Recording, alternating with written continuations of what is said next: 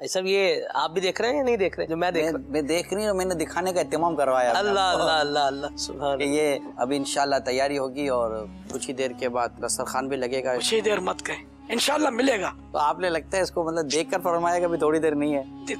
आप देखना जानते हैं तो आप बता देंगे। 20 मिनट पहले तकरीबन पैगाम आया था कि 20 मिनट के बाद नहीं, हमको मतलब खाना वो चाहिए जो हजम हो सके। इनको क्या थोड़ी देर और लगा। कच्चे पक्के नहीं, अगर मैंने भी जोश में आकर कोई बोटी डाल दी पेट में और वो मैं कैसे हजम करूंगा यार। आप लोग तो फिर भी जवान है। ऐसा भी ये आप भी देख रहे हैं या नहीं देख रहे? जो मैं देख रही हूँ, मैंने दिखाने का एहतमाम करवाया। अल्लाह अल्लाह अल्लाह अल्लाह सुभान। ये अभी इंशाल्लाह तैयारी होगी और कुछ ही देर के बाद दस्तरखान भी लगेगा। कुछ ही देर मत कहें, इंशाल्लाह मिलेगा। तो आपने लगता है इसको मतलब देखकर फरमाएगा भी थोड़ी देर नहीं है।